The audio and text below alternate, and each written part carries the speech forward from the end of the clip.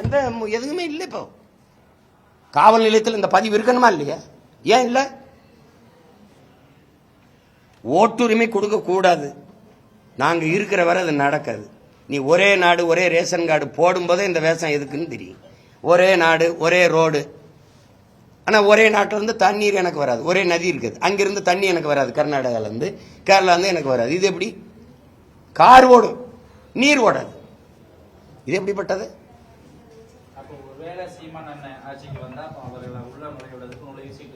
கட்டாயம் கேட்பேன். ரெண்டாவது அவனுடைய தேவை என்கிட்ட இருக்காது இல்ல.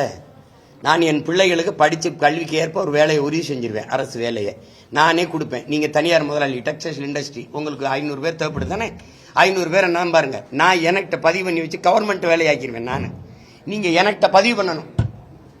என் அலுவலகத்தில் 500 பேர் எனக்கு, என் தொழிற்சாலையில் வேலை செய்ய 500 பேர் வேணும். பெண்கள் ஆண்கள் இவ்வளவு, கல்வி தகுதி இவ்வளவுனா என்கிட்ட பதிவு இருக்கும். நான் உங்களுக்கு அனுப்பிடுவேன். என் பிள்ளைகளுக்கு மது கிடையாது. திறன் மேம்பாட்டு பயிற்சியை கொடுத்து ஒழுக்கமா வளர்த்து வச்சிருப்பேன். நீங்க வந்துடணும், வந்தோன்னா வேலை செய்யணும். மாசம் நீங்க சம்பளத்தை என்கிட்ட கட்டிடணும். நான் என் பிள்ளைகளுக்கு கொடுத்துருவேன். விளங்குதா?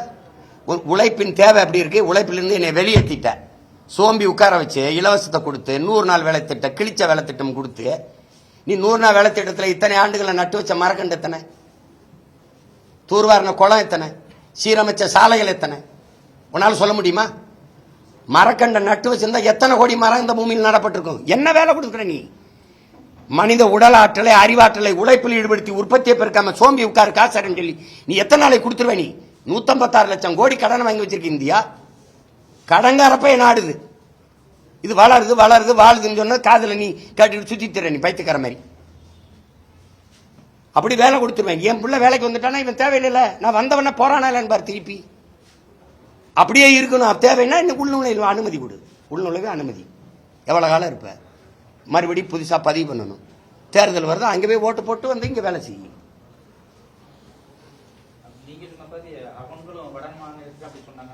சொல்லு, இங்க வந்து ஓட்டு போட்டு போட்டும். என்ன கெட்டு போச்சு? என்ன கெட்டு போச்சு? கேரளால 15 ஆண்டுகள் நீங்க போய் குடியிருந்தாதான் உங்களுக்கு குடும்ப அட்டையை கொடுப்பான். நீ சொல்லுப்பா. 15 நீ வந்தவனே அவன் காசை வாங்கிட்டு குடும்ப அட்டையை கொடுத்துடுற. அவன் ரேஷன் கடையில் இருந்த ரேஷன் கடை கட்டி குடும்ப அட்டை, ஒரே நாடு ஒரே ரேஷன் கார்டு வாங்கிடுவான்.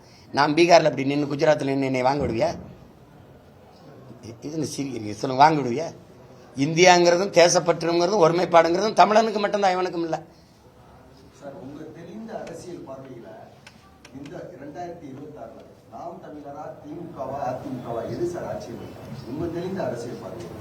அது இங்க வந்து இந்த ஆர்வடமா நீங்க பார்க்காதீங்க. மக்கள் வந்து சொல்லுவாங்க, இந்த கட்சியை வீழ்த்தணும் கூட்டணி அமைக்கணும், இந்த கட்சியை வீழ்த்தணும் கூட்டணி அமைக்கணும். மக்களுக்குள்ள விழிப்புணர்வு, அரசியல் தெளிவு, புரிதல் வந்து ஒரு விழிப்புணர்வு, ஒரு கிளர்ச்சி, ஒரு எழுச்சி உணர்வு ஏற்பட்டா அவன் முடிவு பண்ணுவான் எவன் ஆட்சி அமைக்கணும்னு. திமுகவை அதிமுகவோட ஒரு தலைமை கூட்டணி அமைச்சு திமுகவை வீழ்த்தணும்னு பேசுறதும், திமுக ஒரு தலைமை இந்த பிஜேபியை வளர விடாம வீழ்த்தணும்னு பேசுறதும் ரொம்ப வேடிக்கையானது. கூட்டணி கட்சிகளால், தலைவர்களால் ஒருத்தரை வீழ்த்தி ஒருத்தரை வாழ்த்துறது அல்ல. மக்களினுடைய அரசியல் விழிப்புணர்வுல இருக்குது அது. டேய், இவங்களை ஒழிக்கணும்னு நினைச்சா ஒழிப்பான், வேணாம்னு நினைச்சா வேணும். இந்த நாட்டில் நான் சொல்றேன் உங்களுக்கு, திமுக வர வேண்டும் என்று யாரும் வாக்கு செலுத்துறது இல்லை, அதிமுக வர வேண்டும் என்று யாரும் வாக்கு செலுத்துறது இல்லை.